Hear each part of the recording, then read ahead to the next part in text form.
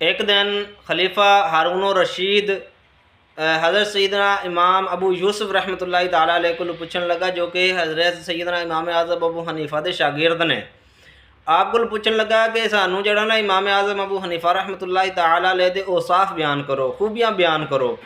तो आप रहमतुल्लाहि ताला अलैह फरमान लगे कि इमाम आज़म अबू हनीफा रहमतुल्लाहि ताला अलैह हर वक्त खामोश रहंदे, बिला वजह गुफ्तगू ना करदे, फजूल गोई तो बचदे, ठीक है। और जदों कोई बंदा मसला पुछदा उत्ते मालूम होने की सूरत ਉਹਦਾ जवाब देंदे, अगर मालूम ना होंदा तो आप खामोश रहंदे। हर वक्त दीन और आखरत की सोचते रहंदे, हर वक्त अपने दीन और ईमान की हिफाजत फरमाते, हर वक्त दीन और इस्लाम की फिक्र करते रहंदे।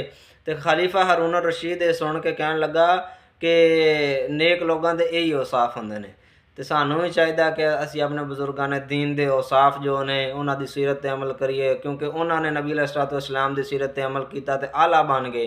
तो सानू भी चाहिए कि हुजूर नबी करीम सल्लल्लाहु अलैहि वसल्लम की सुन्नतों पर अमल करिए, अपने बजुर्गों ने दीन अल वेखिए कि उन्होंने किस तरह सुन्नतों पर अमल किया, असी भी उस तरह दीन पर अमल करिए। अल्लाह ताला तबारक व तआला सानू दीन इस्लाम पर अमल करने की तौफीक अता